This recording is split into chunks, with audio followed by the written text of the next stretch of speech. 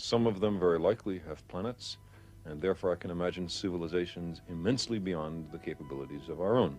NASA just announced the discovery of 500 new planets. They're all orbiting other stars. That's them, is it? It's not on Earth, dude. But if there's another thing... Our place in the universe is relatively quiet. We have an average star orbited by 8 planets, one of which contains us. For every grain of sand on Earth, there's 10,000 stars up in the sky. To be exact, sorta, there's between 10 to the 22 and 10 to the 24 total stars. Let's say that 5% of those stars are like our own sun. That leaves 500 billion sun-like stars. Alright, cool. So let's say that 1 in every 5 of those stars have a planet in the Goldilocks zone, a region around a star that can allow for liquid water, and life as we know it, to exist. That leaves 100 billion Earth-like planets out there. Okay, good. Out of these planets, let's say that 1% of them actually have life show up. Then, every single grain of sand on Earth would then represent an Earth-like exoplanet with potential life. Using this math, there's about 100 billion stars in the Milky Way, meaning that there's over 1 billion Earth-like planets in our galaxy alone. If 1% of those planets have life show up, then there's possibly between 100,000 and 1 million civilizations somewhere in our galaxy.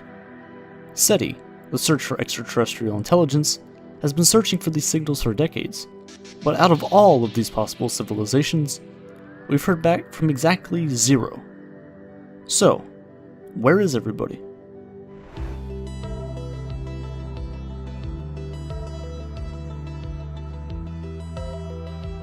The very desire to question whether we're alone in the universe shows the incredible curiosity that has driven humanity since the dawn of time.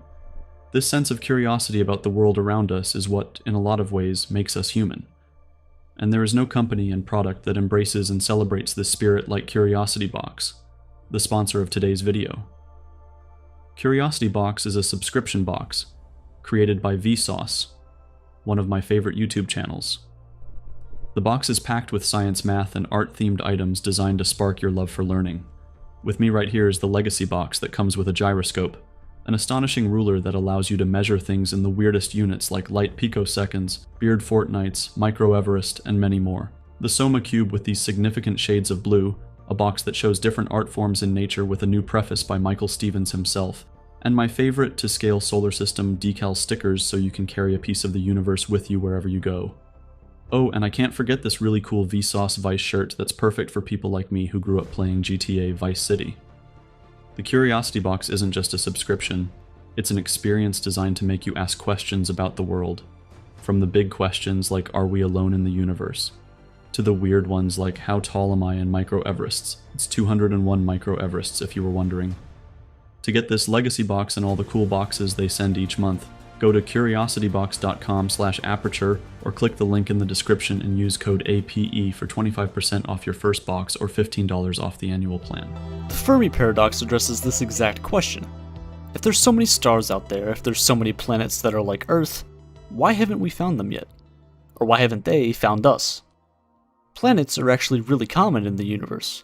In just the past couple of years, our knowledge of habitable exoplanets, planets like Earth that exist outside of our solar system, have shot up drastically. We're now aware of around 3,800 exoplanets, some of which could possibly harbor life. The TRAPPIST-1 system is thought to have 7 habitable planets orbiting a star about the size of Jupiter. The worlds are rocky, they have water. Earth is just like them. Okay, so if there's all these planets like Earth that could have life, why hasn't at least one other civilization other than our own been detected? Even though we continue to search for life every day, we've been acting like it already exists for decades. For example, when we first went to the moon, the returning astronauts weren't able just to walk around and go to press conferences like they do today, but instead they were locked in quarantine for weeks. Why? Well, it was assumed that if there was life on the moon, not developed life, but bacteria and microbes, then that could pose a serious threat to life back home and potentially wipe us off the face of the Earth. Seriously. It was a serious enough issue and concern that the practice was continued throughout the Apollo program up until Apollo 15, when we realized we were okay. But that doesn't account for humans contaminating other moons or planets. There's quite literally thousands of pounds of junk just lying around on the moon. Although it's unlikely, it is possible that there could be bacteria on those objects that may be able to live under those circumstances, and we may have provided the moon its first life forms. The reason why we send satellites into the atmospheres of planets to burn up after we're done with them is for this exact reason: to prevent us from spreading ourselves places we shouldn't be. As bad as it sounds, every prediction we've ever made about the universe in the past has ended up being wrong in some way or another. There's been about 100 billion people throughout the entirety of humanity's existence. Almost all of them died without knowing what the planets actually were, what the universe is or was. 99% of all species on Earth have died already. Are we gonna be the next one? Hundreds of years ago, we believed in a geocentric theory and thought that everything in the universe revolved around us. We believed the Earth was flat, but today we obviously know these things are the furthest from the truth. So based on our track record, it would be dumb to assume that we're the only life in the universe. Frank Drake thought the same thing. He thought, there's absolutely no way we're alone in the universe. There must be a way to calculate where everyone is, right? And from that simple question, we now have what is known as the Drake equation. Discovery Houston, 20 seconds to LOS. Roger, 0G, I feel fine. Capsule is turning around. The Drake equation breaks down all the necessary steps and requirements for a civilization to exist and thrive on a galactic level, allowing for us to detect them. It breaks down the search step by step, and at the end, we're left with the number of civilizations out there, waiting to be found. This is the Drake equation. In a single line, 7 variables, when multiplied together, give us a way of measuring how many possible civilizations could exist in our galaxy at this very instant. It's an actual way of calculating what we did at the start of the video, and there's terms for each step. It's a little daunting, but I'll break it down. N is the number of civilizations in our galaxy that we have a chance of talking to. This is what we're trying to figure out. Our star is the average rate of star formation in our galaxy. Now, we don't know the exact number of stars that form every year, but we do know the amount of solar masses that form every year. It's about 3. So every year, about 3 average-sized stars form. Luckily, our sun is a pretty average star, so it's a good way to view it. It could be one huge star or 10 smaller stars. We don't know for sure, but this term in the equation is the one that we're the most certain of. F sub p is the fraction of those stars that have planets. This number isn't certain, but some people have estimated that it's somewhere between 10 and 50%. Not super accurate, but it's a start. N sub e is the average number of planets that could potentially support life. So first we find the stars, second we find the planets, third we find the planets out of those that could support life. As I said at the start of the video, about 1 in every 5 stars have a planet in the habitable zone, so this is pretty certain as well. F sub L is where things start to get a little bit messy. F sub L is the fraction of planets that actually develop life at some point. Our data on life is really, really small, and by really small I mean us. We have 1 planet's worth of information on life out of the billions of planets out there in the sky. We're just going off the data that we have, but what if extraterrestrial life doesn't function even close to the way that we do? It's possible, and I think quite likely, that life beyond Earth doesn't always need water or oxygen or sunlight at all. They don't have to function the way humans do. There's trillions of planets in the universe with trillions of different living conditions, so it's only fair to assume that there's possibly trillions of circumstances that allow alien beings to survive. So F sub L is hard to determine. F sub I is the fraction of planets with life that can actually form civilizations like we have. Again, our data is limited to us and only us. Something I really think about a lot is, if we live on such an average planet in an average galaxy around an average star, how did we get so lucky to be the only life to exist? If everything else around us is average, why did the anomaly known as life pop up here? Or maybe life in general isn't an anomaly, but just intelligent life is. Life that is able to ask the kind of questions like, are we alone? Out of all the species on Earth, us humans are the only ones who have developed language. Alien methods of communication might not even be imaginable by us. They might not even have language or gather information visually or through the senses that we have, or even have any way of conveying things to species other than its own. It's like humans trying to understand and speak whale. I don't know how to, and I don't know anyone else that does. The same logic may apply to extraterrestrial beings and how they communicate. How many other life forms on Earth actually have verbal means of communication other than us? When we discover ancient languages, we have ways to decipher them. We have ways to make connections to other languages. We know how sentences are structured in various ways. With alien languages, there's nothing to refer to. We can refer to our own languages, sure, but cross-referencing entire civilizations on opposite ends of the galaxy with our own human language seems counterintuitive. F sub c is the fraction of civilizations that develop technology that can be detected. We, again, are the only examples of this. Let's say the Earth was created 1 year ago. Humans would then only be about 10 minutes old. The Industrial Revolution would have happened only 2 seconds ago. For the majority of human history, we have had literally 0 ways to even consider contacting alien life. It's a very, very recent thing. We've been broadcasting radio waves into space for the past 100 years, but humanity has been around for as long as 1 million years. Out of our entire existence, only 0.0001% of that time have we even been able to conceivably contact aliens. Also keep in mind, radio waves are the only way that we've tried so far. In 100 or 200 years, we may find another way of contacting extraterrestrial life that could work millions of times better than radio waves. This could also be a reason why we haven't heard anything back. It would be like trying to talk to someone across the world via carrier pigeon while everyone else is using the internet. You would just look stupid. See, we expect all civilizations to be using the same kind of technology that we do. The only problem is we're either A, the first to get technology of our scale, or B, we've fallen behind and everyone else ahead of us is only getting more and more advanced. However, if they are able to detect our radio waves, they may have already found them. Discovery's 4 computers now have primary control of critical vehicle functions. See, the last term in the Drake equation is L. It tells us how long a civilization lasts. It represents how long we have to be found before it's too late. Extraterrestrial civilizations may send out signals for a long time until they stop, or destroy themselves, or find a better way to live, a life in a simulation perhaps. The longer L is, the more advanced the civilization becomes. The Kardashev scale comes in handy here. I made an entire video on this topic, it's really bad, but I'll explain the important parts here.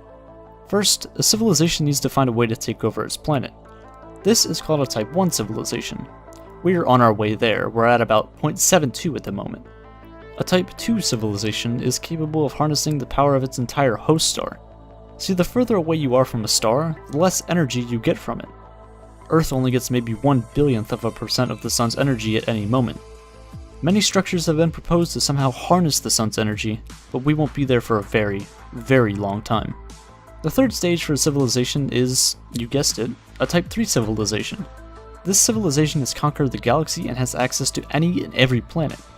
But from our knowledge, there isn't even one of those civilizations out there that are detectable, and that doesn't make sense. See, the universe is 13.8 billion years old. Earth has only been around for maybe a third of that. There's been at least 5 billion years prior to Earth coming into existence that could allow for civilizations to have risen and also fallen. But yet, we see nothing. If you could build a device, a huge ship, that could travel at 10% the speed of light, you could cross the galaxy in 600,000 years.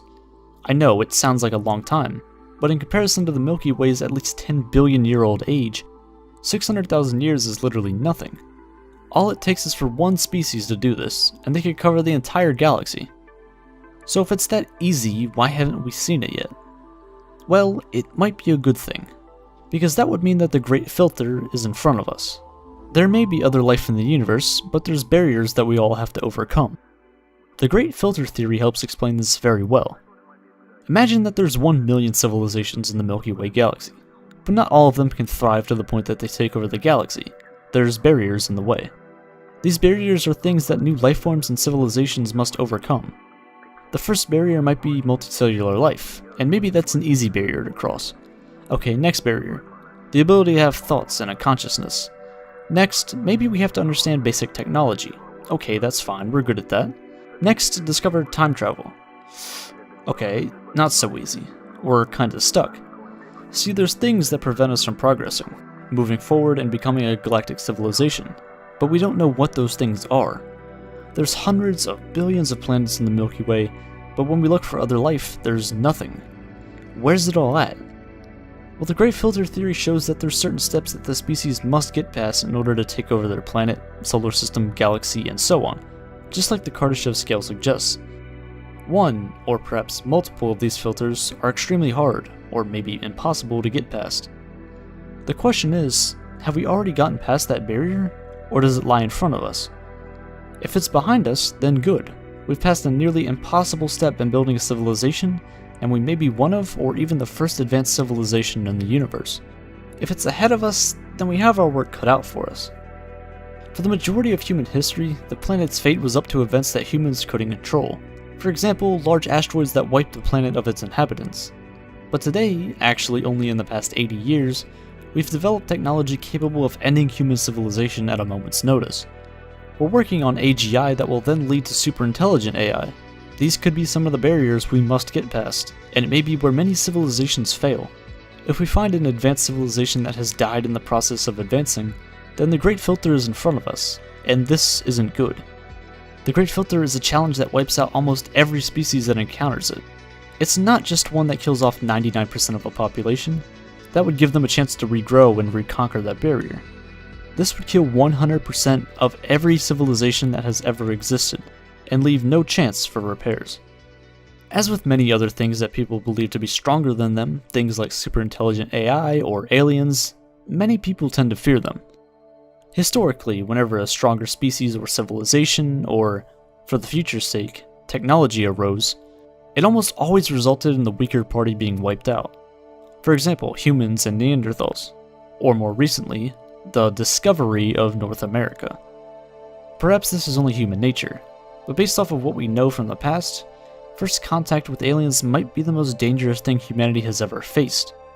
A really important question arises here. If we do hear from or detect another civilization, should we let them know that we heard it? The futurist half of me says yes, of course, but the other half of me says maybe not. This could be exactly what alien civilizations are doing right now. It's possible that they have detected us already, but instead of responding, they're observing and patiently waiting. Advanced alien species may just be observing us to see how we progress. Consider us a science experiment, but on a potentially galactic scale. I touched on this in my AI video, but I'll bring it up again here. When you're building or observing something or someone who could be multiple times more powerful than you are, you need to be careful. You want to observe and keep a close eye on how it progresses. AI could help us colonize the galaxy and meet other life forms, but it could also cause the extinction of our species. What happens if superintelligent AI sees extraterrestrial life as a threat and makes attempts to take it out? It'll probably fail, and that is one of the worst scenarios for us. One of our own creations, perhaps our best creation, is the cause for the extinction of our species. But with the case of AI that we're developing on our own planet, if it gets too powerful, we'd just shut it off, right? Type 3 civilizations may be doing the same thing with us. They may be observing us to see how other life in the universe becomes powerful, and if we eventually get to that tipping point, whatever it may be, they may decide to put an end to their experiment. It sounds insane, but we do that here on Earth. There are parts of Earth that we could inhabit, but we don't just because it isn't convenient for us. Prime example, Antarctica. It's an entire continent that we don't colonize because it isn't convenient. It's frozen and just not super suitable for life. This could be how alien civilizations view Earth. They may have found us, realized that we aren't special at all, and moved on. For all we know, we may have already been visited by aliens, just not recently. With all the time before Earth's formation that may have allowed civilizations to form, there's a chance that one or maybe multiple of those civilizations have stumbled upon Earth during its infancy, when there was no life to be found. Modern humans have only been around for maybe 50,000 to 100,000 years. 100,000 years out of 4.5 billion is practically nothing. In an entire galaxy, there's bound to be places that just aren't worth colonizing. Why waste time and resources on colonizing a planet that won't benefit you in any way? Aliens wouldn't come to Earth without a reason, whether it's good or bad. Drake's equation is just that, an equation. The terms, mostly the last four, are educated guesses at best. That's all you can really do when trying to answer a question of this magnitude. There could be many, many more civilizations than we think. Or maybe we're the only one. If any of the values in Drake's equation end up being 0, that's it. We're alone. There's been many calculations made with the Drake equation, and it all comes down to how pessimistic or optimistic you are about the future. There have been calculations as high as a couple million civilizations in our galaxy, and there have been calculations that say we're alone. And at the moment, they both hold value. Enrico Fermi did ask one of the most important questions humans have ever asked, but at the same time, Fermi was also a pioneer in the creation of nuclear weapons. The species that could inhabit the entire galaxy is also the same species that stands capable of almost completely wiping itself out at a moment's notice. We search every day for signals from other civilizations. We look for techno-signatures, signs of engineering, of things that just don't commonly appear in nature, like city lights from space. We search for those in other corners of the galaxy. We study biosignatures in the atmospheres of exoplanets to find elements that may show that life could exist. We sent out radio waves hoping to find aliens. In 1974, Frank Drake himself sent out the Arecibo message, the M13 star cluster. It's a string of information describing humanity in hopes that someone, or something, would find it. We send out satellites such as the Voyager crafts, with specific instructions of who we are, what we are, and where we are. We're doing all we can to find alien life, while also giving them all the information they need to find us. We want so badly not to be the only ones in the universe that we don't even consider the possible consequences of us not being alone. Are we done, or are we just getting started? I guess the better question is, are we closer to the beginning or the end of human existence? There's only a finite amount of space on Earth for life, and there's only one place we can go. Either way, the clock is ticking down. Time is against us, and I don't want to be around to see what happens when that clock hits 0. Powers of 10 are pretty cool. They're actually pretty powerful if you know what I'm saying. But what is a power of 10? In math, a power of 10 is any integer power of the number 10. Basically, 10 multiplied by itself a certain number of times. Any number of times. For example, 10 to the power of 1 is just 10. 10 squared is 100. 10 cubed is 1000. You get the idea. The powers of 10 help us compare the relative size of things. Here, n represents any number you want. It's called the order of magnitude. A positive order of magnitude will make x bigger, while a negative number will make x smaller. The effect of adding one extra zero to the beginning or end of any number may seem irrelevant. But what happens if we take these numbers to the extremes? What might these numbers represent?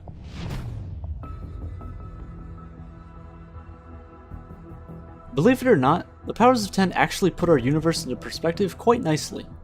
Let's start with the really small powers of 10. At 10 to the negative 35 meters, we come to what is known as the Planck length. Planck length is the smallest measurable distance in the entire universe. Much like at the center of a black hole, at a scale this tiny, the laws of physics break down and cease to be valid. The amount of time it takes a photon of light to travel one Planck length is known as the Planck time, and is equal to 10 to the negative 43 seconds.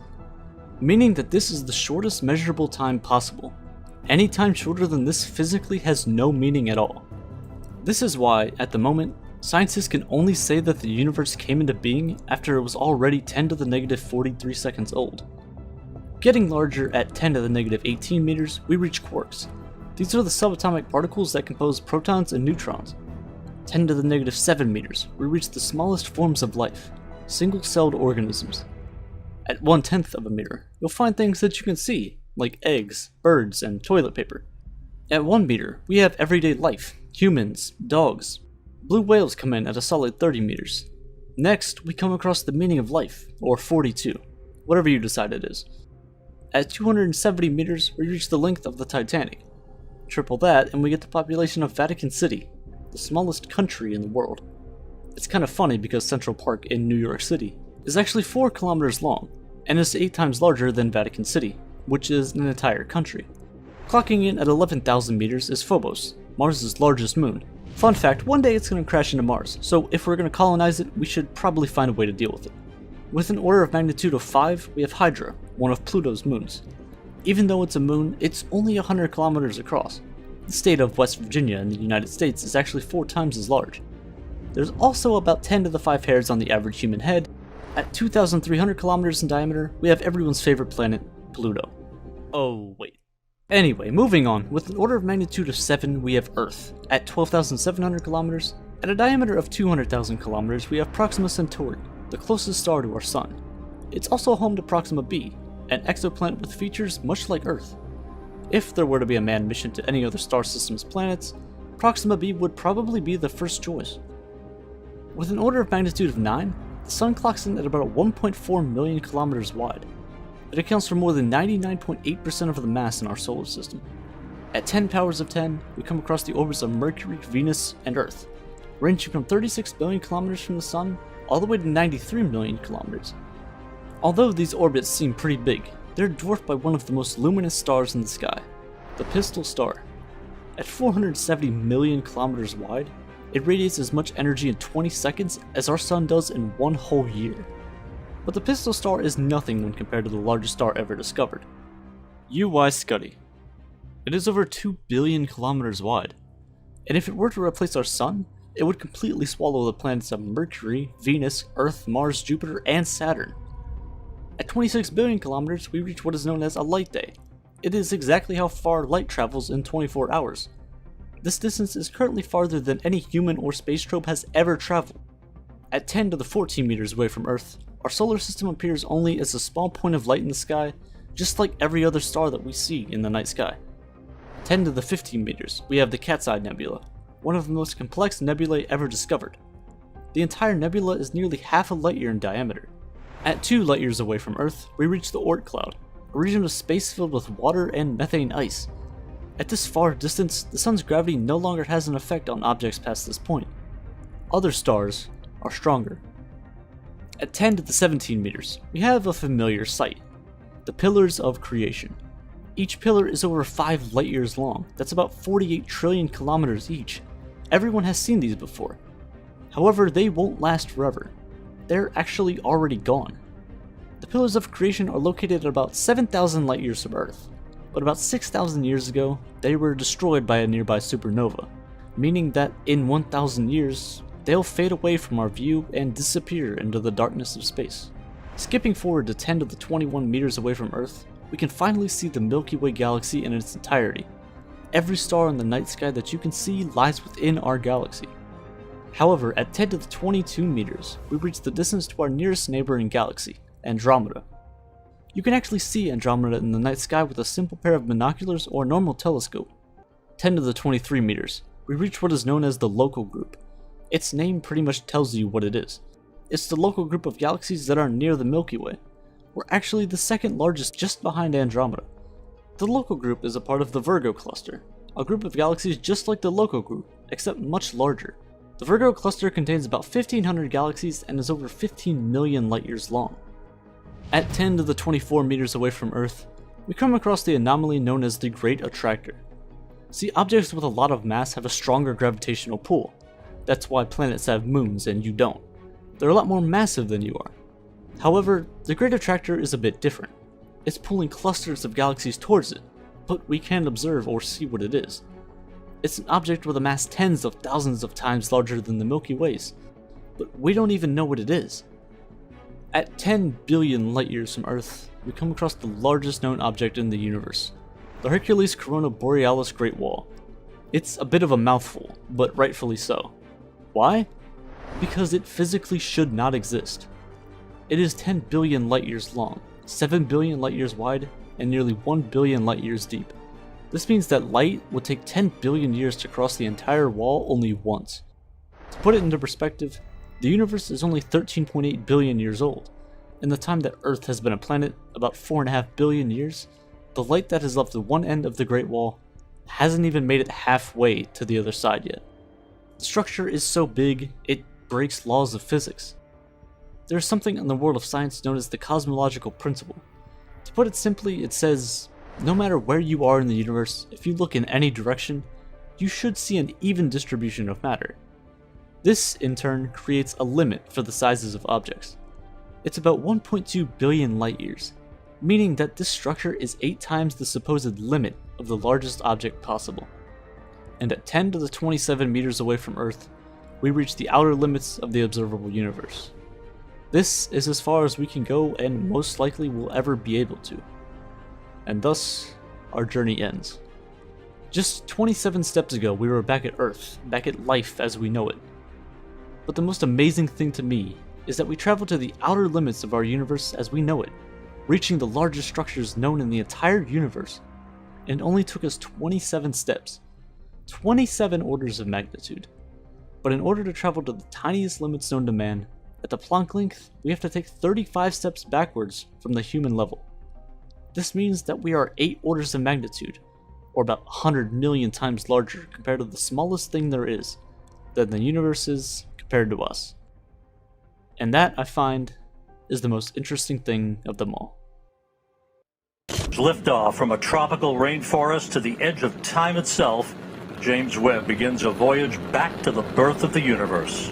On December 25th, 2021, NASA launched the successor to the Hubble Space Telescope, the James Webb Space Telescope. Hubble has provided and continues to provide us with some of the most magical pictures of our universe, but the JWST is projected to be 100 times more powerful than Hubble. Built over 30 years, the JSWT is designed to capture more light and detail than Hubble ever could. This will let astronomers gather more information and allow them to dig deeper into the history of the universe than ever before. About 6 months after its launch, the JWST delivered the most detailed image of the universe ever taken. Known as Webb's first deep field, the image isn't just star-studded, it's galaxy-studded. In this image you see galaxies that span an enormous distance and maybe an even greater duration of time. The distances we're dealing with here are so large that it would take millions, maybe billions of years to travel to them even at the speed of light. When we look at these images, we're looking into the past. This pale red dot, for example, is a galaxy that appeared 13.1 billion years ago. We know this because that's how long it has taken the light from it to reach us. But for all of its size, do you know how much of the night sky that everything in this entire image would cover? Just about the width of a grain of sand held at arm's length. There are hundreds of billions of other galaxies in the observable universe, and some scientists even put that number in the trillions. These galaxies, in turn, have hundreds of billions of star systems, much like our own, and these star systems have planets orbiting around them. What are the chances that there wouldn't be another planet with life in some faraway galaxy? What are the chances that in this incredible vastness of space, we're all alone? You see, no matter how difficult it is for life to exist, and no matter how rare it is, the universe is so big that there should be millions, if not billions, of planets able to support life. You can define whatever requirements you want for life: temperature, distance from a star, number of moons, presence of water, number of asteroid impacts, and so on. Purely by chance, there should be many planets with life on them, and surely some of that life would be intelligent enough to reach out to us, right? It's not like the laws of physics, chemistry, or biology are exclusive to Earth. They're not. But if there is life on other planets, if there's nothing special about Earth, where's everybody else? Where are all the aliens? Enrico Fermi asked this question in a lunchtime conversation with his colleagues in 1950. Fermi was a Nobel Prize-winning physicist considering the existence of spacefaring civilizations. Truth be told, humans haven't been around for that long, and if in our short existence on this planet, we've considered branching out to Mars or some other world, it's reasonable that another civilization might have thought the same thing. If a civilization has been around long enough and it's sufficiently technologically advanced, it should try to branch out to other planets in search of resources. At the very least, it should try to reach out to them to communicate. That hypothesis, though, stands in contrast to reality, which has given us no evidence for life other than our own on this planet. The Great Silence, as it's called, persists today. The mismatch between our intuition that the universe should be teeming with life and its apparent emptiness is known as the Fermi paradox. So where are the aliens? Just this morning, jet fighters raced aloft over Wright-Patterson Air Force Base at Dayton, Ohio, to intercept a reported saucer. Returning pilots swore that it was a light that could not have been a reflection and that it evaded them at a very high rate of speed. Well, even though we've always been fascinated with aliens, we haven't officially been looking for them for very long. SETI, the Search for Extraterrestrial Intelligence, is the most famous organization actively looking out for alien life in the universe, and it only formally began in the late 1950s. Some of its significant efforts include sending radio signals to outer space and listening for ones that may be sent our way. Of course, this only covers intentional signals. SETI is one of the first organizations to intentionally send radio waves, but our technologies have been emitting radio waves through space-time ever since they were invented. This includes everything from mobile phones, televisions, FM/AM radios, and even the earliest radio transmissions in the late 1800s. For all we know, our alien counterparts are laughing over Charlie Chaplin movies right now, but if you think about it, our radio signals may not have even reached potential intelligent life yet. As we mentioned at the start of the video, the distances we're dealing with in space are pretty literally out of this world. Even if we consider the oldest transmissions from over 100 years ago, when radio waves were first sent out, they would have only traveled a tiny portion of space. If today, at this very moment, our earliest signals were to reach our so-called galactic neighbors, and they were so intelligent and capable that they recognized our existence and decided to reach out immediately, it would take another 100 years for the reply to reach Earth. Barring a breakthrough in physics that allows them to break the speed of light, before we ever know if our earliest attempts to reach out were successful, most of us would be faded memories. What if life exists not 100 light years away, but 50 or even 20 light years away? Well, in that case, aliens would have had enough time to receive and reply to our signals by now. So why haven't they? One answer would be that aliens simply don't exist, which, let's be honest, is rather boring, so let's assume they do exist. The logical question would be then, why haven't they reached out to us? To answer this question, we need to place alien civilizations into 3 advancement categories: less advanced than us, equally advanced, or more advanced. If they're less advanced than us, it's likely that they simply don't have the technology to reach out to us. It's also important to know what signs to look out for. For 2 billion years after life started to evolve, it would be unobservable if another civilization were to look out for the same things we're looking for right now. Then there's the possibility that they're equally advanced as we are, and if that's the case, they might be paranoid about contacting us because they're uncertain about what they're dealing with. And this is in line with what Stephen Hawking said. That reaching out to alien life would be a big mistake, because they might come for our resources and our planet, they might carry pathogens we can't fight off, they might have colonial intentions, the list goes on.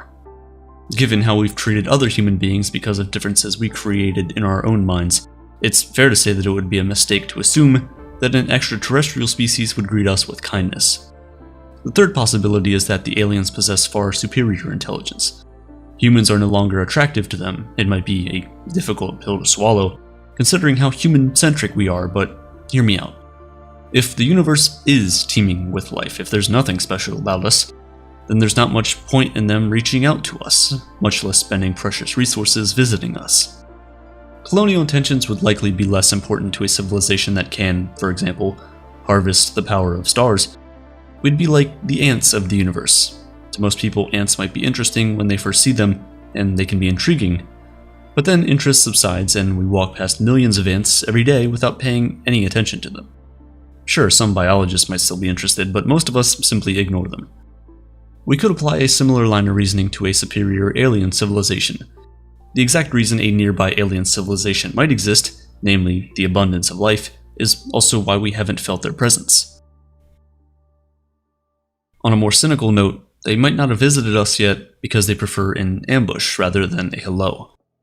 The dark forest hypothesis states that the universe is full of cunning civilizations that would rather forego the risk of contacting anyone else and observe from the darkness. Whether to reach out is up to them, but as this hypothesis suggests, just because we haven't been contacted doesn't imply nobody is listening.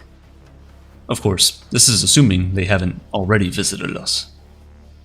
On July 26, 2023, David Grush, a former intelligence officer, testified under oath that non-human biologics were recovered by a highly secretive UFO recovery program run by the US government. Now I know, we've had many so-called sightings of alien spacecraft and a lot of grainy video footage to go along with it, but this is the first time someone whose credentials have been verified has gone under oath and said things that could easily land him in jail if proven false. Skepticism is needed. Extraordinary claims require extraordinary evidence. Nevertheless, even if David's claims are real, there's still a general lack of evidence. If one alien spacecraft can reach Earth, so can hundreds or thousands more. If they visited us once, there's no reason to believe they won't do so again. At a civilization level, a government cover-up can only go so far, especially when there's a strong likelihood that a civilization reaching out to us would be far more advanced than us. Having said that though, we come back to our starting point. Where are the aliens, and if they're so common, why haven't we been bombarded with visits? Well, one of the more widely accepted theories is that of the Great Filter.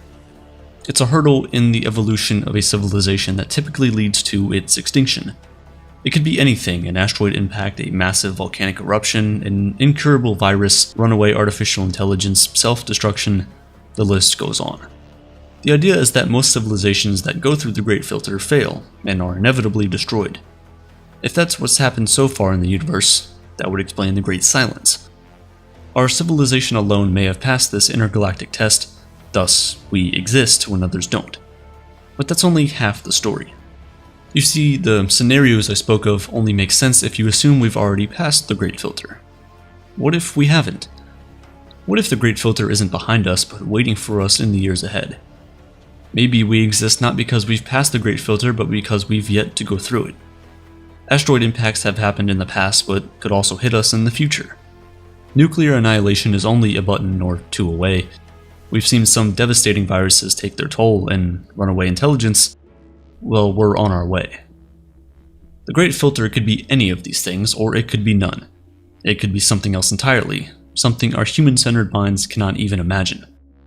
Part of the intrigue with alien life involves answering one question, and it's, how special are we? Almost everything about the Fermi paradox is a projection of that.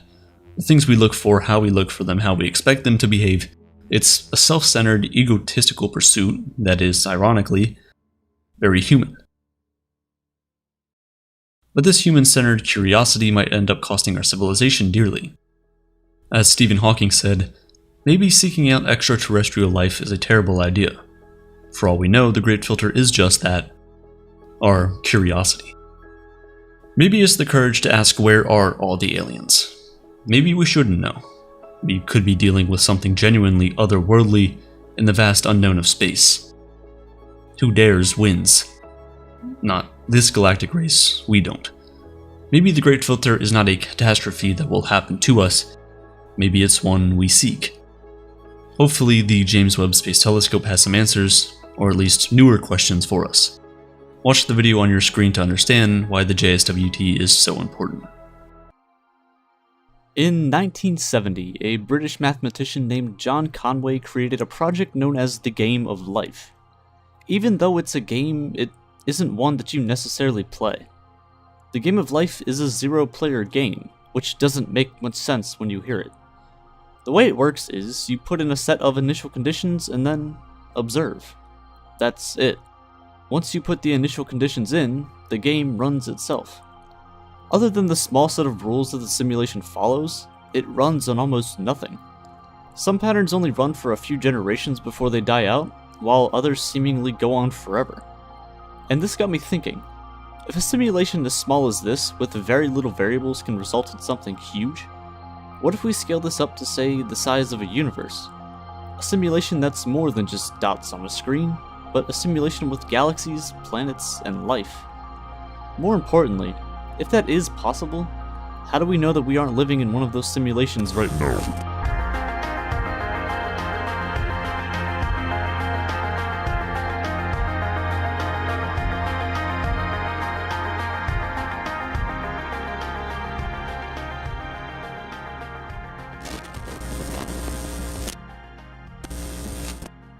At first, the argument for our universe being a simulation just sounds like complete nonsense. But when you actually take a look into it, it seems to become more and more plausible.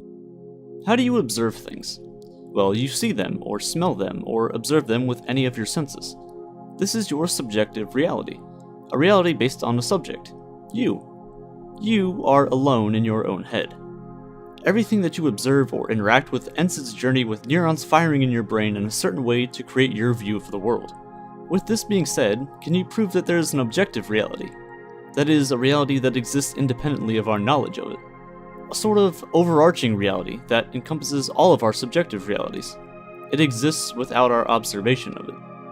That sounds kinda confusing though. You can't know that an objective reality exists without someone or something to observe it.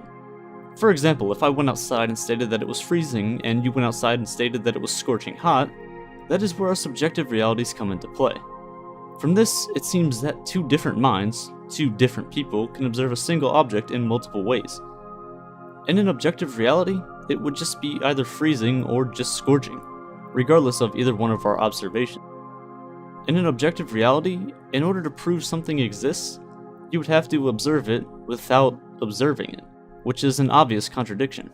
This kinda begs the question, can you prove that anything outside of your own mind is actually real? Babies aren't exactly the smartest things in the world, but they do give us a good insight into how we learn, how our minds develop, and how we become aware of the world around us. If you look outside your window, you might see a tree, or another house, or maybe your car in the driveway. But you don't need to physically look out there to know that those things exist. This is known as object permanence. It is the knowledge that objects exist even when we aren't perceiving them in any way. However, we aren't born with this skill. It's something that is developed over time. I'm sure you've seen or even played peekaboo with a baby before. When you cover your face, babies less than about a year old will believe that you disappeared into thin air. But when you take your hands away, you're back into their reality. The knowledge that things exist even when you can't observe them isn't learned until about 1.5 to 2 years into life. But is that actually true? This goes back to your subjective reality. Sure, after a while you might learn that some things seem to exist when we aren't observing them, but how can you be certain? At the end of the day, it is just your subjective reality. It's due to your consciousness that you can even observe anything. Take this for example. When you look at your computer or phone or television or whatever device you're watching this on, you know that all of those things are composed of atoms. But you can't really see them, can you? It's not until we take a device such as a microscope to observe them that we can actually see these atoms that make up everything. We can't see them until they're observed closely. So if this is true, this can make simulating a universe a million times easier. Simulating an entire universe with billions of galaxies over billions of light years would take up a lot of computing power and would really just be a waste. All a post-human species would have to do is just simulate the consciousness of its subjects. Or maybe even subject. Is there any way to prove that anyone you talk to on a daily basis isn't just another function of code in the simulation? All the simulation has to do is just trick you into believing the world around you is real. When you play video games, you'll notice that things don't render in completely when you aren't looking at them. It's a waste of power and energy. Since video games are basically simulations of our own, why wouldn't a simulated universe follow a similar strategy? It's a very arrogant statement coming from a human, but hear me out. If a tree falls in the forest and no one is around to hear it, does it make a sound? It's a pretty popular psychological question, and it fits really well here. In a simulated universe, if no one is around or conscious of that even taking place, there's no reason for it to make a sound, or for the tree to even fall in the first place. If we stumbled upon that tree later on, it would just be lying on the ground to give the illusion that it fell. If we aren't observing galaxies in the Hubble Deep Field, what's the point of them existing in the simulation at all times? It could be possible that just bits and pieces of what we call the universe exist and are observed at a single time. If we look back at where technology was 100 years ago and compare it to now, you can see an obvious difference. If technology continues to advance at any rate that's greater than 0, then it is possible that in the future, whether it be 100 or 1 million years, that we will eventually have technology with near unlimited computing power. But all I keep talking about is power and energy. How would a civilization even get this kind of power? Remember those creepy Russian dolls that when you open them up, there's another doll inside, and then another and another? There's a concept that's basically that, but on a stellar scale. Take our sun, for example. It's really big and really hot, and it radiates a ton of energy. If we could somehow harness all of that energy, we could use it to simulate millions of universes simultaneously. But how are we supposed to gather all that energy? Using a little something called Matryoshka brains. If an advanced civilization was able to build a megastructure encompassing the sun in multiple layers, just like the dolls, they would have all of the sun's energy at their disposal. A civilization capable of this could most likely do this with multiple stars, and thus will be able to simulate as many universes as they'd like. We can run simulations on our own computers that project our universe on a large scale. The Illustrious project does this very well. Just like the Game of Life, the project is much like a zero-player game. The scientists who created the project gave it certain properties that match our universe near the beginning and then just let it run. It's able to project our universe on a large scale very accurately, actually. And that's just with the computing power we have today. In the future, simulations like these will get more and more accurate until eventually, it may even be realistic. However, it cannot be perfect. When we observe atoms and attempt to view electrons or other particles, we cannot know both the position and momentum of these particles with 100% certainty. This is called the Heisenberg uncertainty principle. There's a limit to what we can know about the mass, energy, position, and time of a particle. meaning that in any simulation, there is no way to accurately represent everything exactly as it was. You can never truly have a perfect simulation of reality. It will always be slightly slower than the actual reality itself, even with an infinite amount of computational power at your disposal. In order to combat this, limits have to be put in place. Tricks and sleight of hand have to be used. A good example is this. If you have an old computer and try to run the newest games on it with 20 Google Chrome tabs open while also listening to music, you'll see an obvious decline in your computer's performance. The old computer doesn't have the computing power necessary to handle all of that strain, so it slows down. Now, think of black holes. When you're around that much matter in one place, that much information in one spot, time literally slows down. It's as if whoever created the simulation slowed down parts of the simulation to keep the energy required low. Could this be an explanation for the speed of light? Could this be the speed of computation of whatever simulation we may be in? There's no way to tell, and all of this is theoretical, and to be honest, insane. But it doesn't mean we shouldn't think about it. It could actually help answer some of the most sought out questions we ask. For example, the Fermi paradox. When we look out into the universe, we don't see any other signs of life. Are we really alone? Are we just a glitch in the simulation, or are we just not looking hard enough? Take the creatures that exist at the bottom of our oceans. Are they aware that we humans even exist?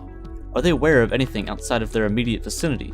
Do they know that they're living on a big rock floating around a hot ball of gas orbiting some big black hole of death in the center of the galaxy that sucks anything and everything in?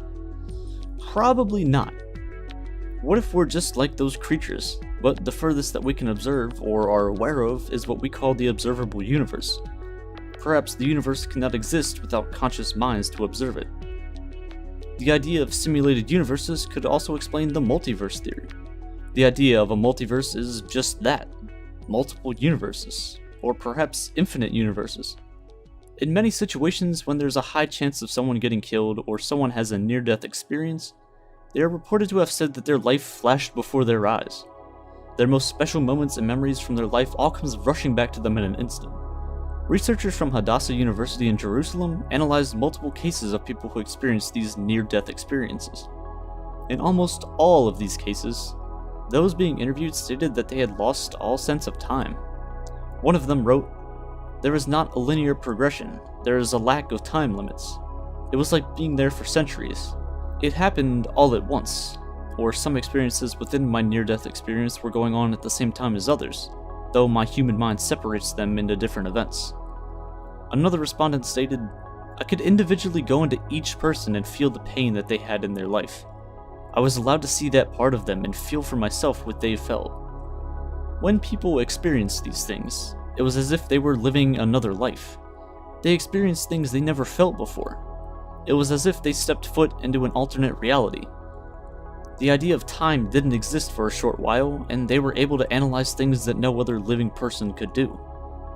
When you're talking with a friend and have that weird deja vu feeling that you've had the same conversation before, or that you've experienced exactly what they're feeling without actually having been through it.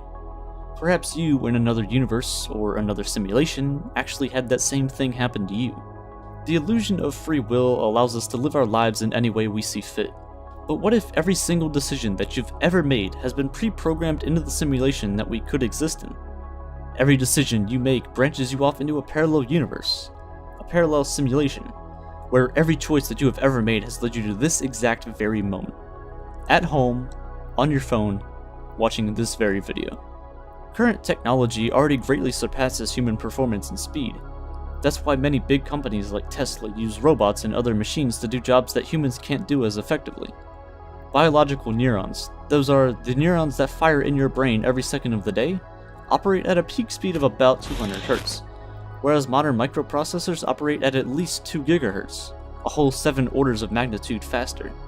Even with modern technology, a superintelligent AI, for example, a human mind that runs on hardware faster than the brain, could make decisions millions of times faster than current humans would.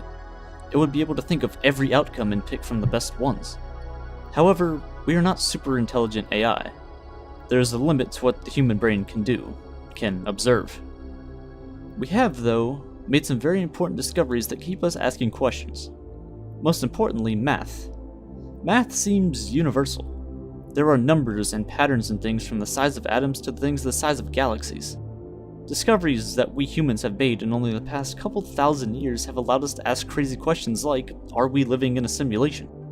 If we were to put every single one of the possible billions of simulations into a hat, jumbled them around and picked one out, what are the chances that we will grab the original one? The one who made all the simulations in the first place?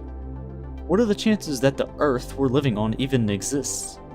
Perhaps an advanced alien species came upon our dead planet after billions of years and found traces of our DNA, traces of our existence, and then made a simulation out of that to learn about the history of the barren wasteland of a planet they had just stumbled upon. If that's the case, then hello. We can never know for sure. All we can do is observe and hope that our game of life is one that we can win.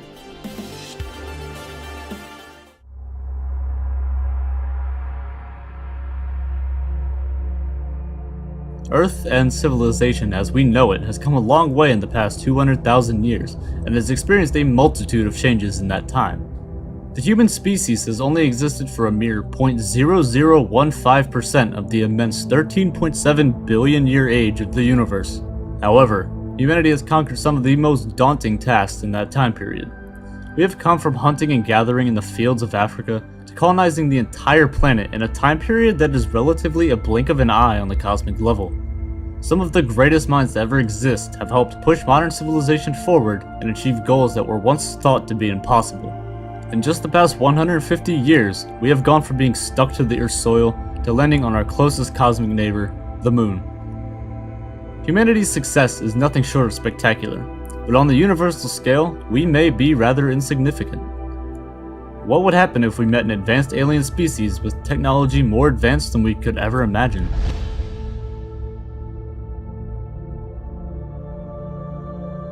In 1964, a Soviet astronomer by the name of Nikolai Kardashev introduced a hypothetical scale that could be used to measure a potential civilization's level of technological advancement based on the amount of energy the civilization can produce.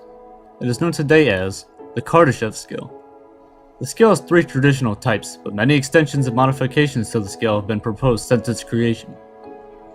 The scale is logarithmic, meaning, as we go on, the amounts of power the civilization has gets much more substantial. In 1964, Kardashev defined the 3 base levels of civilization based on the power available to them. Type 1, the smallest of the original types, is also called a planetary civilization. This is most similar to our good old friend, Earth. Type 1 civilizations are capable of storing and using all of the energy which reaches its planet from its host star, which, in our case, is the Sun. This amount of energy would amount to an enormous 7 times 10 to the 17 watts.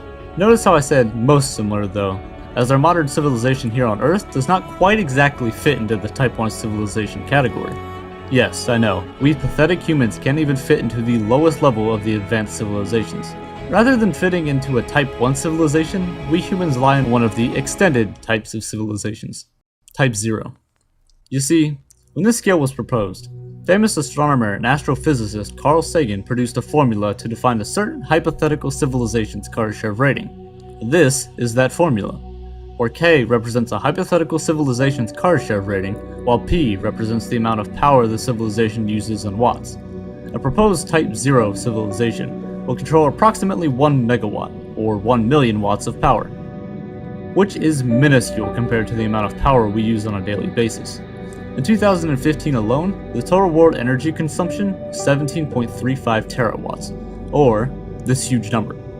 Plugging this number into P and cranking out the numbers, our Kardashev rating as a civilization would be approximately a Type 0.72. Even as a civilization with 7 billion humans on our planet, 12 of which ventured to the Moon, with spacecraft sent billions of miles into the abyss of interstellar space and plans to colonize Mars in the near future, we still only score a measly 0.72 on the Kardashev scale.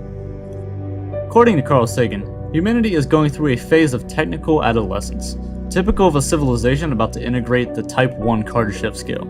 Michio Kaku, another brilliant theoretical physicist, suggests that humans may attain Type 1 status in the next 100 to 200 years, Type 2 status in perhaps the next few thousand years, and Type 3 status in 100,000 to 1 million years.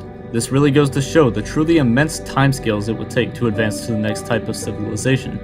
However, we are heading towards becoming a Type 1 civilization in the next couple hundred years or so, and this is a huge step for humanity. As a Type 1 civilization, we would have complete control over our own planet. Perhaps we could influence the weather, change the geological makeup of our own planet, and much, much more. However, even this amount of power is tiny compared to the next type of civilization, Type 2. A Type 2 civilization, also referred to as a stellar civilization, can control the total energy of its host star and transfer the energy throughout the entire solar system. One popular hypothesized device used to harness the entire energy output of a Type 2 civilization's host star are called Dyson structures. You may have seen these before, as they are rather popular in science fiction. The name was coined by Freeman Dyson, and is essentially a system of orbiting solar power satellites. Basically, it's an insanely massive hollow sphere built around a civilization's host star to milk all of the energy from it. Zephyrus made a great video on this idea, and you should definitely check it out. I'll be sure to leave a link to it in the description. But back on topic. Another rather exotic idea to harness energy for a Type 2 civilization would be to feed a stellar mass, for example, a star, into a nearby black hole and collect the photons emitted by the accretion disk. Now, how a civilization could somehow deposit a star into a black hole is beyond me, but it is a means of energy nonetheless. A Type 2 civilization would not only build these supermassive structures, but would control and live within them. They would control every single planet in their solar system, mine all the asteroids at their leisure, and essentially do whatever they want inside their solar neighborhood.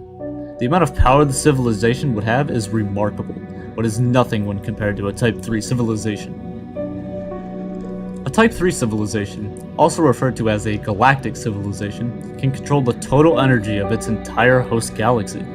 The amount of power this civilization would have is truly frightening, and is sorta in the realm of science fiction, but I'll cover it anyway. You see, this civilization would function extremely similar to the way a Type 2 civilization would work.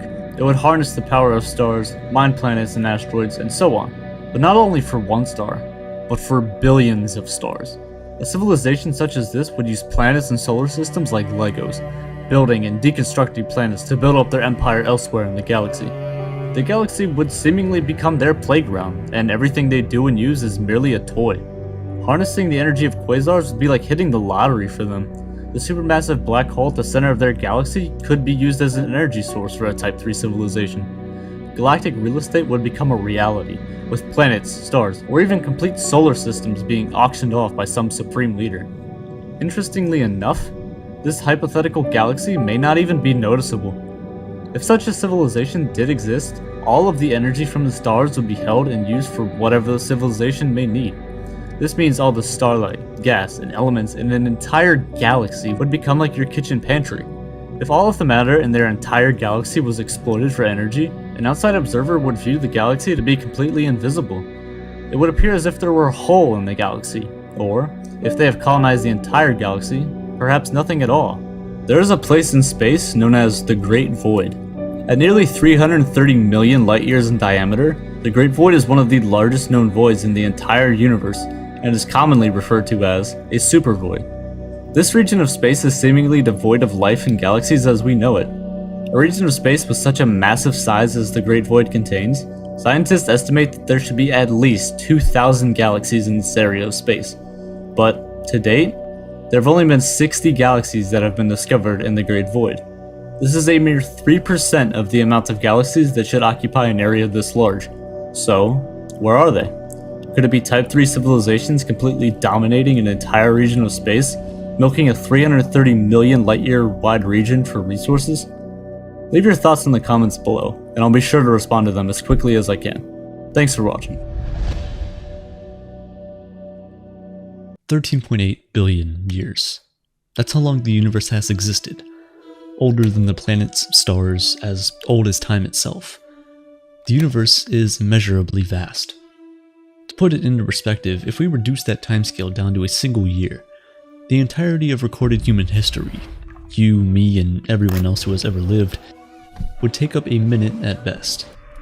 Our lives, the long decades of joy and sorrow, pride and regret, every dreary morning and sunny afternoon, would represent around 1/5 of a second. This cosmic calendar, first popularized by Carl Sagan in the 1970s, is meant to show us just how precarious our position is in the universe. We have not been here long, and if the last few months of life on this cosmic calendar are any indication, we won't be here much longer. Over the past 4 weeks, our planet has been wiped clean of life nearly 6 times over. Of all the billions of species to ever exist, more than 99% have gone extinct. It would probably be a little arrogant to assume that we, who came along only a few minutes ago, are somehow different from all those who came before us, that our species could and should be the first to endure past our time. But the fact that we're even talking about this at all suggests that maybe we are different. We built telescopes, searched the stars, and pieced together the story of our universe. We engineered tools, dug pits, and unearthed the stories of our ancestors. And in all that searching, we found no sign that there's ever been anyone or anything like us. The fact is, humans are adaptable. Most humans are uniquely suited to the environments they evolved in, and if their habitat changes, they don't change with it, they go extinct. Humans are different. When it gets cold, we don't freeze. We knit ourselves sweaters and light a fire. When it rains, we aren't swept away by the flood. We build barriers and divert rivers. The list goes on. Forests burn and we douse the flames with water. Earthquakes topple cities and we rebuild them stronger. We've gotten so good at adapting to our surroundings that at this point, most natural disasters don't pose much of a threat to our species as a whole. But what couldn't we withstand? What, if it happened tomorrow, could end the human story instantly and infinitely? These are the biggest threats our species faces, the threats which seek to make us history, like the 99% who came before us. These are the most dangerous things in the universe. There are many theories as to how the universe might end, and all of them posit that we won't be around to see it happen. One theory suggests that the universe, which once began by expanding ever outward from a single point, will continue to do so for all time. The evidence for this is clear. Every day our own Milky Way galaxy grows more and more distant from the neighboring galaxies as the space between them expands, so it makes sense to conclude that then, eventually, they'll disappear from our view altogether, leaving us alone in the dark. We can live like this for billions and billions of years. The galaxies, though spread apart, will hold together. But eventually, the stellar nurseries which add new stars to our galaxy will run dry. The remaining stars will age and burn into nothingness, leaving only black holes to suck up everything that remains. A hyper-advanced civilization could cobble together distant stellar remnants to create new stars, but in time, these too will run out. There will be no material left for us to use, no energy to sustain us, and eventually, the black holes will decay too. This is known as the Big Freeze, and it is one threat we cannot escape.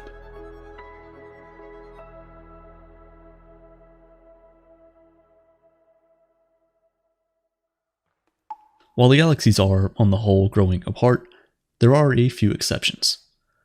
2.5 million kilometers, or about 1.5 million miles from us, lies the Andromeda Galaxy, and it's on a collision course with the Milky Way. In 4.5 billion years, this collision will tear both galaxies apart. Surprisingly, this in itself won't hurt us. On a cosmic scale, the stars and planets of our two galaxies are actually so distant from one another that no star will directly collide with another. Black holes, however, are a different story.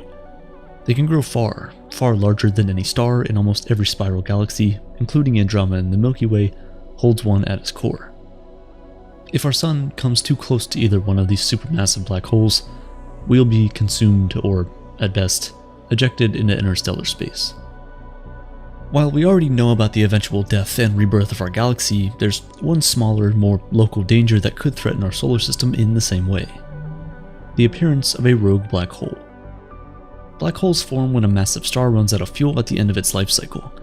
Unable to burn as hot as it once could, the star can no longer support its own weight, so it collapses inward until the gravity is so great it warps the fabric of space-time itself. While black holes normally stay in the same place as their original star, violent stellar events like the merging of two separate black holes can send them hurtling out into interstellar space at incredible speeds. It's not easy to spot objects drifting in the lightless voids between stars, and an object that absorbs light itself is even more impossible to spot. If one wandered close enough to our sun, its massive gravity would disrupt the orbits of every object in the solar system, slowly but surely throwing the planets into disarray. As it consumes the planets and asteroids in the outer solar system, it'll only grow larger, until finally Earth gets caught in the path of the singularity. After stripping the planet of its atmosphere and us along with it, the black hole's gravity would create tidal waves as large as Mount Everest, stretching the Earth's crust like a ball of dough until finally, the tectonic plates rip apart, exposing our planet's molten core. As we pass the event horizon, everything that was once our home will be crushed into rubble, then dust, then atoms. In this scenario, the best strategy would be to move ourselves. There are millions of potentially habitable worlds in our galaxy alone, and by establishing settlements there, we give humanity a backup plan, saving us from being done in by any one galactic calamity.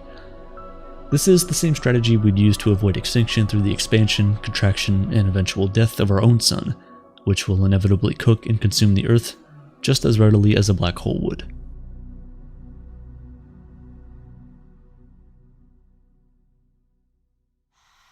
The hardest threats for us to avoid are those that could happen at any time without very little warning. Gamma ray bursts and asteroid impacts. While neither of them would destroy life on Earth forever, they may very well destroy us completely. We know this because they've wreaked havoc before, causing 2 of the past 5 mass extinction events in our planet's history. Gamma ray bursts are massive blasts of electromagnetic radiation emitted by collapsing stars. They emit so much energy that, for the brief moment of their existence, they're brighter than every other star in the universe. If the Earth happened to be squarely in the path of one of these narrow bursts, the effects would be immediate and terrible.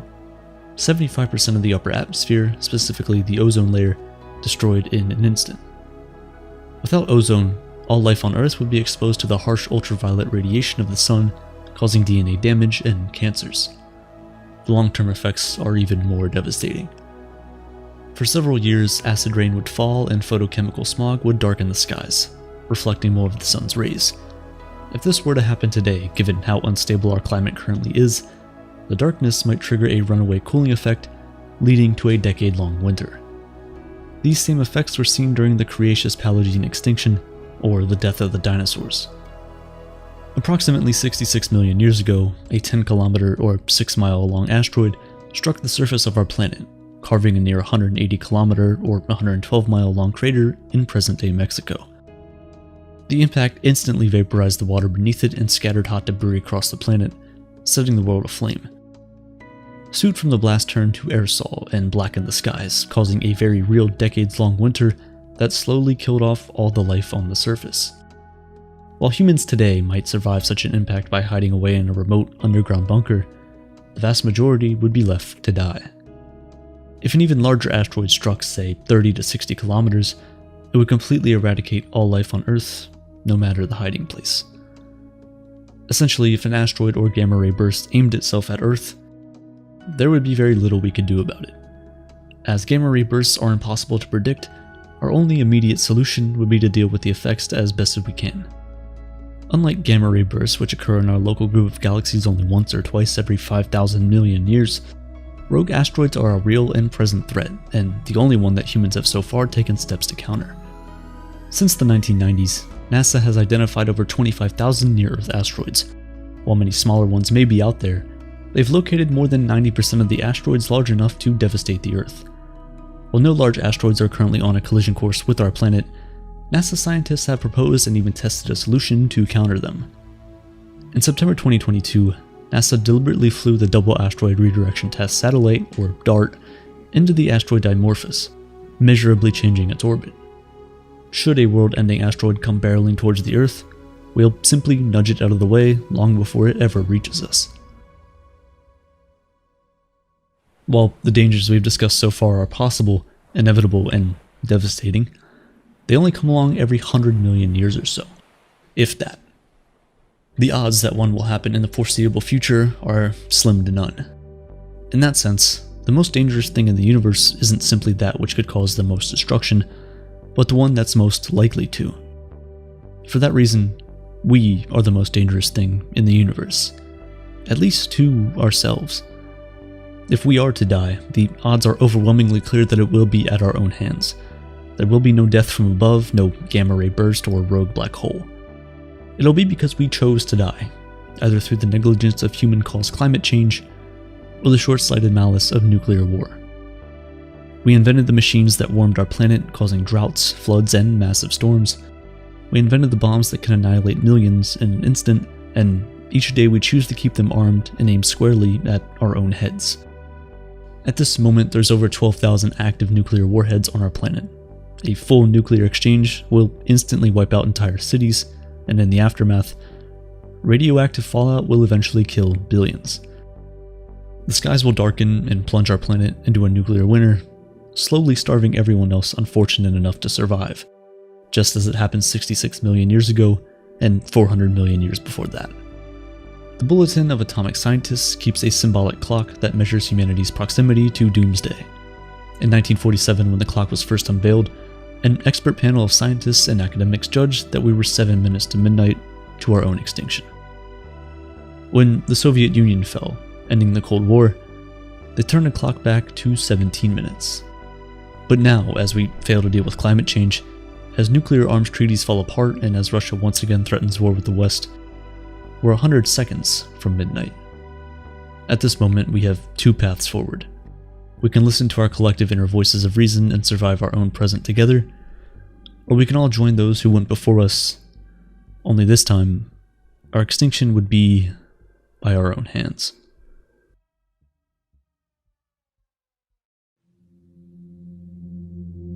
The universe was really small and dense at one point, and then all of a sudden it wasn't. But wait a minute. Let's rewind and figure out what happened right here. This is because of two things, entropy and dark energy. To put it simply, entropy is the measure of order in the universe. It's a measure of uncertainty or randomness. The higher the entropy, the more disorderly the universe is. It's like your bedroom. A messy room is a high entropy state because it's much harder for you to be certain of where any specific object could be. For example, that sock you lost last week.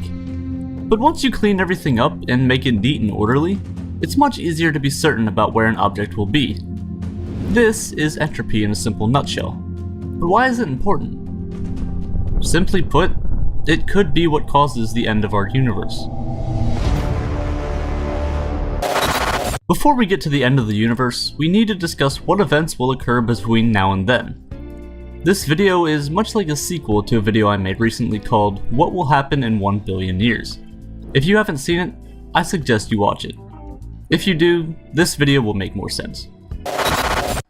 Anyway, right now, the Milky Way galaxy and the Andromeda galaxy, the closest galaxy to our own, are racing towards each other at a speed of about 110 kilometers per second. But in 4 billion years, the night sky will look the most beautiful that it has ever been. The collision of galaxies sounds like a really big threat, but actually our solar system will most likely remain intact. Due to the huge sizes of our galaxies, this most likely won't affect anything inside our immediate neighborhood. Andromeda is 260,000 light years across, while the Milky Way is only about 100,000 light years. And I say only 100,000 light years like it's nothing. But at our highest estimate, our solar system is only about 4 light years in diameter at most. When our galaxy collides with Andromeda, the night sky will be filled with gas clouds and nebulas forming new stars. Assuming there's still life on Earth or in our solar system at this point, because galaxies are mostly empty space, we only need to be worried about avoiding any object within light years. Oh, it may be our own sun. In about 5 billion years, the hydrogen in the sun's core will be completely exhausted and will leave what is called the main sequence, a place where dwarf stars who aren't quite giants live. And this is when the sun will begin to expand, which isn't exactly good for any life on Earth. The Earth, Moon, and according to many scientists, maybe even Mars will be swallowed whole by what is now the red giant sun. But there's an upside. This destruction may cause Titan, one of Saturn's moons, to have conditions extremely similar to what Earth's are today, meaning that we could possibly have living conditions on Titan. But even then, things aren't too safe. Because in the year 22 billion, the first universe-ending scenario comes into play. The Big Rip. Low entropy states require work to achieve, so naturally everything, even on the scale of the universe, seems to tend towards disorder. You can tie this in with the Big Bang. The universe was in an extremely low entropy state in the beginning. All the matter and energy in the entire universe today was compacted down into one minuscule point. Since then, the universe has been expanding, cooling down into a higher entropy state, a more disorderly state. You would think that over the billions of years since the universe's beginning, the universe's expansion would slow down, but actually, it's doing quite the opposite. It's speeding up. This is due to dark energy. We have known that the universe's expansion has been speeding up for decades, but the reason why remained unknown, so we call it dark energy. Right now, the idea is that dark energy will continue expanding the space between galaxies, and that large structures in the universe like galaxies, stars, planets, and even molecular bonds will be strong enough to stay held together. This is due to forces such as gravity and the weak and strong nuclear forces. If this is true, then dark energy will never be able to become strong enough to pull these objects apart. However, there is a possibility that it might not work like that, and this is a problem. There is a bit of experimental evidence that suggests dark energy may get even stronger over time. If this is true, then eventually, in billions of years, the distances between objects won't matter. Anything and everything will be torn apart. First, the galaxies themselves will be ripped apart since the space between objects in the galaxy is so massive, like we talked about with Andromeda. Then, the star systems will be torn apart, our solar system. Then, the stars themselves, and then the planets that even inhabited these solar systems. And if dark energy is strong enough, if it keeps getting stronger and stronger over time, then even objects that are held together by stronger forces, molecular bonds that are held together by the strong and weak nuclear forces, will be shredded apart by the now overpowering dark energy. Nuclei themselves will be ripped apart from their atoms, and this will result in a universe with nothing left. Everything has been ripped apart, down to the very last atom. That is the Big Rip. When dark energy causes space itself to expand faster than the elementary particles that make it up, the universe would just be a sea of empty particles that would never be able to interact with anything, ever again. But keep in mind, this is theoretical and based off of only a few scientific experiments. So let's say that doesn't happen. What will happen next? Even if the universe isn't violently ripped apart by dark energy, it still exists. Or at least we think it does. And it is still causing the universe to expand. So by the year 100 billion, dark energy will have caused the entire universe to expand so far apart, even at the speed of light, we won't be able to see or interact with any galaxies that aren't a part of our local group. Out of an entire universe made of hundreds of billions of galaxies, in 100 billion years, we will only be able to interact with a measly 54 of them. And when you do the math, it's kinda sad how little of our universe we'll be able to interact with. In 1 trillion years, these galaxies that we call the local group may collide with one another, back to back to back, until eventually the local group is one mega galaxy. And as cool as that sounds, it's kinda lonely in a way. For any life living in the galaxy, that's it. That's all you'll ever know. And around this time, all the gas clouds that are necessary to form new stars and solar systems will begin to exhaust themselves until eventually there are no new stars being born. All the stars that are alive then will be the last of their kind, until the very last star in the universe fades away into nothingness. And eventually, the universe will go dark, which leads us into our second doomsday event for the universe, the Big Freeze. In 25 trillion years, the last shining star in the universe will either fade out or be swallowed into the supermassive black hole at the center of its galaxy. In 10 to the 30 years, black holes will begin to eat the remaining neutron stars and dwarf stars, while the black holes themselves decay away over trillions of years due to Hawking radiation. In a Google years, that's 10 with 100 zeros after it, a black hole with the size of 20 trillion solar masses, that is a black hole with a mass of over 20 trillion suns, will finally decay completely due to Hawking radiation. And then, there's nothing. In the immense universe over this unreal timescale, there is practically no activity whatsoever. The only activity is random subatomic particles popping into existence for a brief second before they disappear forever like the rest of the universe. That's all there is. The universe has seemed to freeze to a stop. Entropy is at its highest state. The universe is dead. Except, maybe it isn't. In 10 to the 10 to the 10 to the 56 years, which by the way is a number so big that when I sat down and wrote the script for this video, and even now, I couldn't even figure out how to physically write that number down. I tried to figure out a way to put this into scale, but I can't. It's 10 with this many zeros after it, which honestly just makes me more confused. If you were to try and fully write out that number, with all the zeros and everything on one line on a really long piece of paper, that piece of paper would be so large that it wouldn't even be able to fit within our observable universe, due to the sheer length of that number.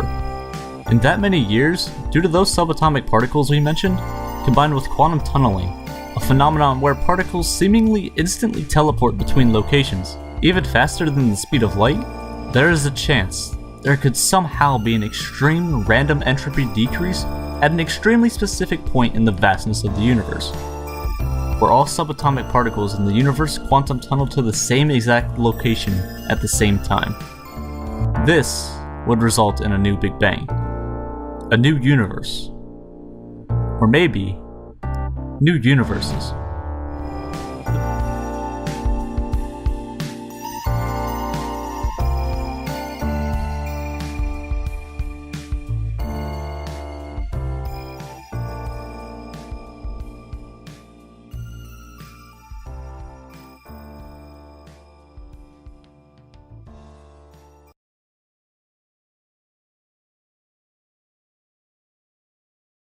Some of them very likely have planets, and therefore I can imagine civilizations immensely beyond the capabilities of our own. NASA just announced the discovery of 500 new planets. They're all orbiting other stars. That's no, is it? It's not on Earth, dude. But if there's another thing. Our place in the universe is relatively quiet. We have an average star orbited by 8 planets, one of which contains us. For every grain of sand on Earth, there's 10,000 stars up in the sky.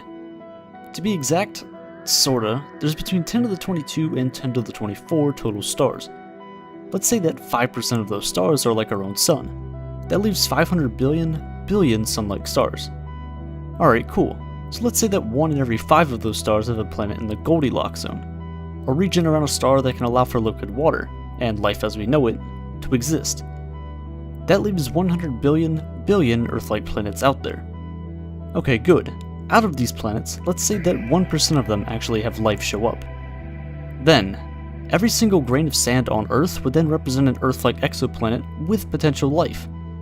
Using this math, there's about 100 billion stars in the Milky Way, meaning that there's over 1 billion Earth-like planets in our galaxy alone. If 1% of those planets have life show up, then there's possibly between 100,000 and 1 million civilizations somewhere in our galaxy. SETI, the search for extraterrestrial intelligence, has been searching for these signals for decades, but out of all of these possible civilizations, we've heard back from exactly 0. So, where is everybody?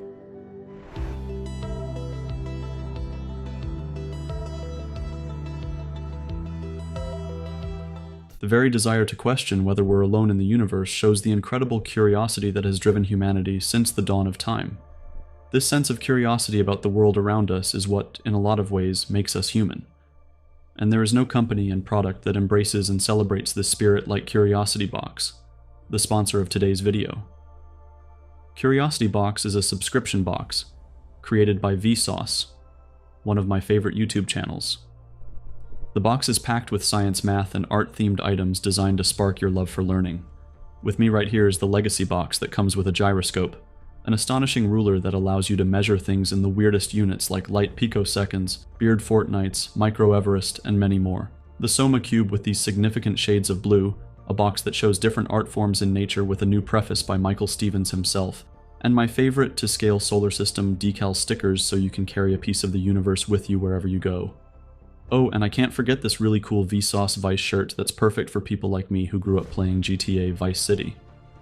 The Curiosity Box isn't just a subscription, it's an experience designed to make you ask questions about the world. From the big questions like, are we alone in the universe? To the weird ones like, how tall am I in micro Everest?